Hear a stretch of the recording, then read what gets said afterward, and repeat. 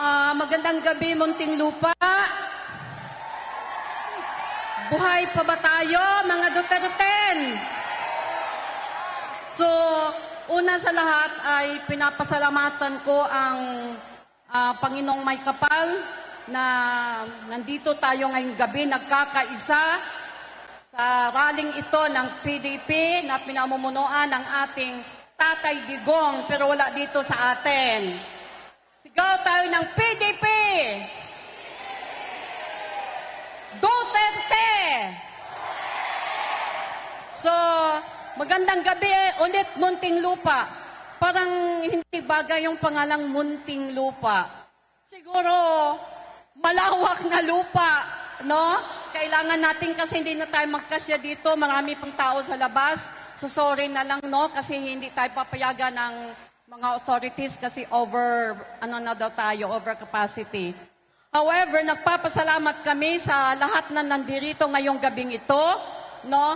I am speaking on behalf of our beloved pastor, Pastor Apollo C. Kibuloy, isa siyang religious leader, mga kababayan, and we are not supposed to be sana sa politika. In fact, ayaw naming sumabak sa politika. Ngunit nakikita namin ang pangangailangan ng ating bansa at nakikita namin ang kakayahan ng aming mahal na pastor na marami siyang maiambag, no, sa ating bansa.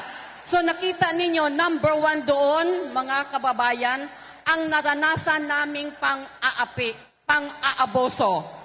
Kahit ganong pa man ang naranasan namin, hindi humina ang aming loob. Kasi alam namin ang katotohanan at tatayo kami sa katotohanan. Katulad ng tinatayuan ng aming mahal na pastor at pinaninindigan, bilhin man siya ng bilyon-bilyon, hindi magbabago ang kanyang paninindigan. Ganon ang aming mahal na pastor.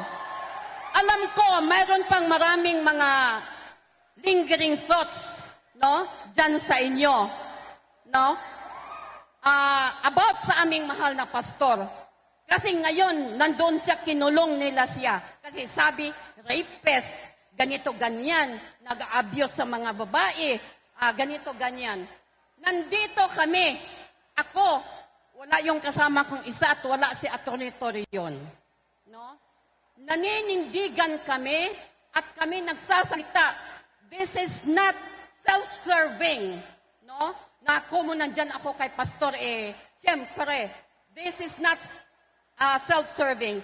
Tumatayo ako bilang isa sa mga kababaihan ng kingdom na nagsasabi ng totoo at mula sa aming puso. Mga kababayan, hindi naman siro kami mukhang ignorante at estupida at tanga na ganyan ang gawain ng aming leader tapos magpapaiwan kami sa kanya. I've been with him, ako alone. I've been with him for 37 years.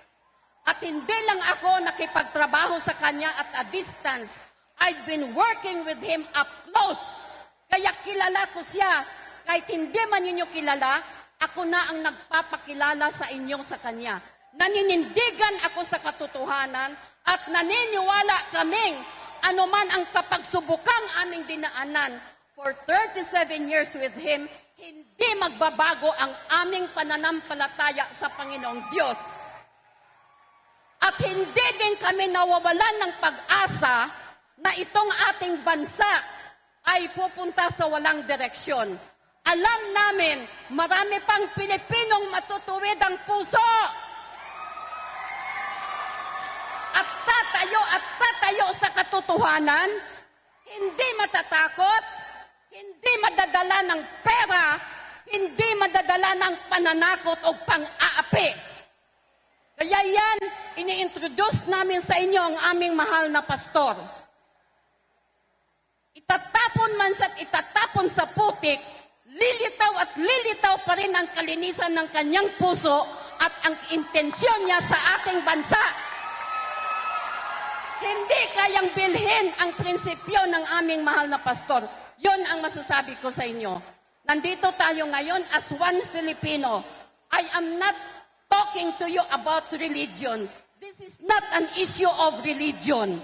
Ang issue ngayon dito ay tayo as nag-iisang Filipino race, ma-Muslim ka man, ma-Christian ka man, ma-Ilocano ka man, o man ang rasa mo, nandito tayo sa nag-iisang bansa. Panay tayo Pilipino! Pagdating sa pamamahala ng ating bansa, hindi religion ang basihan. Ang basihan ay ang matinong puso ng ating leader. Galing man siya sa Muslim, galing man siya sa Ilocano, galing man siya sa Bisaya. Basta't matino ang utak at puso, he can be a good leader. Mga kababayang Pilipino, matinong leader ang kailangan natin. We don't need politicians.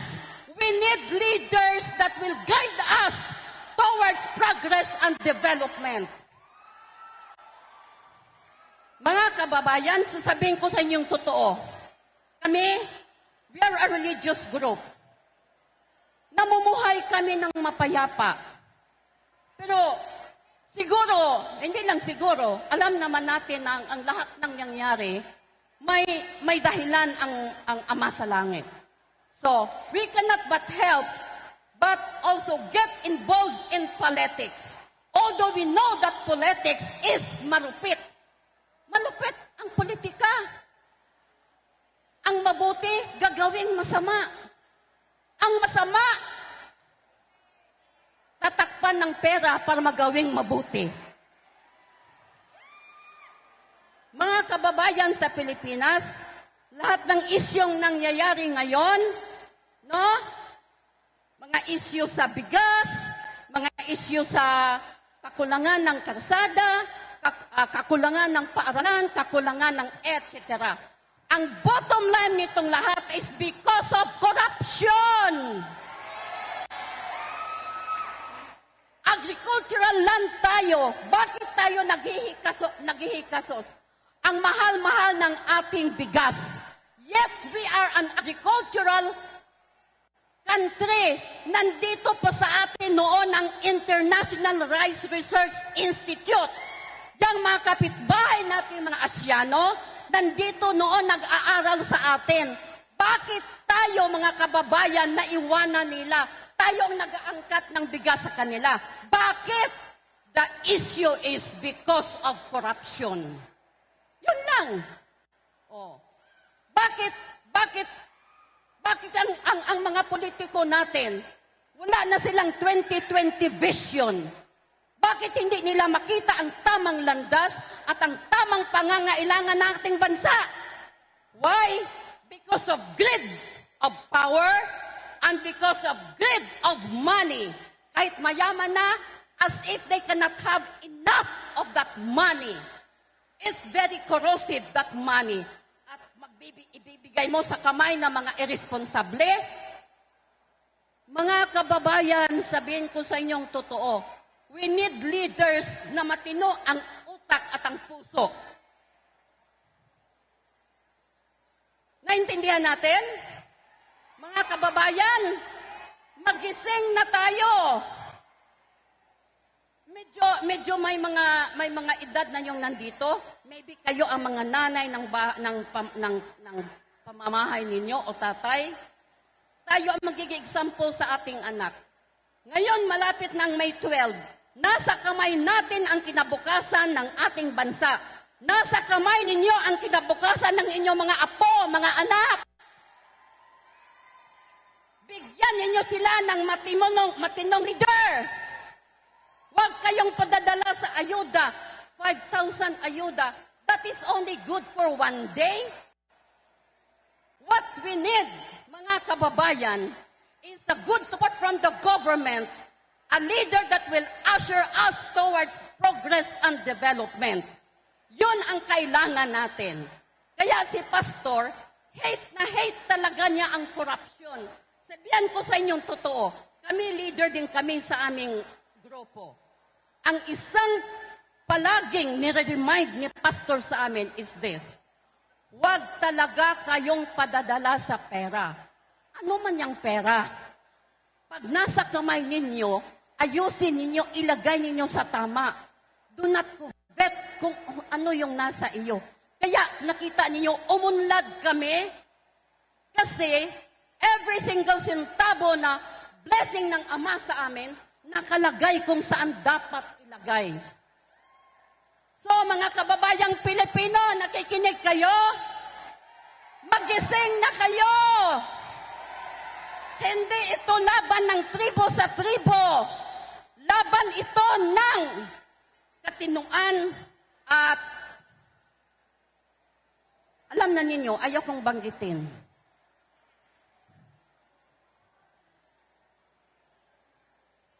Gusto ninyo? Okay, kung gusto ninyo, may isa pa akong remind. Ang tagline ng PDP, lalo na si Pastor, ayusin natin ang Pilipinas. Gusto ninyo? Kasi meron pang dapat ayusin. From the top to the bottom. Corruption is to the core. Kaya kailangan ayusin natin ang Pilipinas. Ngayon, may role tayo, lalo na ngayong May 12. Bago natin ayusin ang ating bansang maliit, mayroon pa tayong aayusin na bahay na dalawa. Bahay 1, alam niyo yan, i-English lang ninyo. Bahay 1 at bahay 2. O para madiretsahan na, House of Congress and the House of Senate. Sila ang gumagawa ng mga law. So kung gusto nating ayusin ang Pilipinas, let us put order into these two houses. By what? By putting the right people in these two houses. Sila ang magiging gabay natin, sila ang gagawa ng law na may mga ngipin. So yon ang reminder na ko sa lahat mga kababayan. Kay Pastor, hindi kayo magsisisi.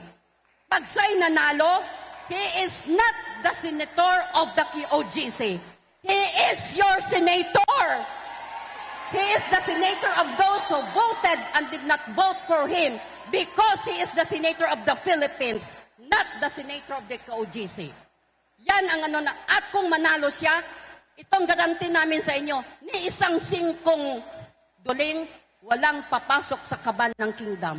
We are already good enough. Hindi kami madadala, hindi kami mabibili. We will stand always for what is right. Ganon si Pastor, kahit nag-iisa na lang siya, tatayo siya sa katotohanan. Yon ang ininstill niya sa aming puso. Kaya yung mga kaso-kaso na yan, huwag kayong mag-alala niyan. There are legal remedies for that. But ito lang ang may sasabi ko sa inyo. I am one of those women who've been working with Pastor for 37 years. Hindi totoo yon. Lalabas at lalabas ang katotohanan. Bakit siya nakakulong? Because we want to fight fair and square. Ito nga ang hindi mo maintindihan sa law natin ngayon. Mayroong convicted, nasa labas nakakampanya pa. Ito naman kay Pastor, hindi mapatutunayan, nandun nakakulong. Kaya parang baliktad na ang utak nitong ating gobyerno. And nakasalalay sa ating kamay, mga kababayan, gusto nating ayusin ang ating bansa.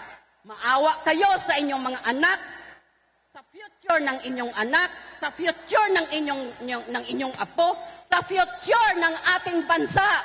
We are just one nation, maliit na nation. Pero naiiwanan tayo ng ating mga kapitbahay na mga Asyano. Dahil, bakit? Maybe kulang tayo sa paninindigan. Kaya magkaisa tayo, PDP! Oy, sa mga likod, nagkakaisa ba kayo dyan? Magkaisa tayo! Yun, huwag ninyong kalimutan ang kasabihan na united we stand, divided we fall. And we do not want that to happen. Vote straight, PDP! So, ganun lang mga kababayan, magandang gabi at pagpalain tayong lahat ng Panginoong Diyos. gabayan itong ating bansa, bigyan ng Ama ng katugunan ang hinaing ng ating mga puso. Maraming salamat po.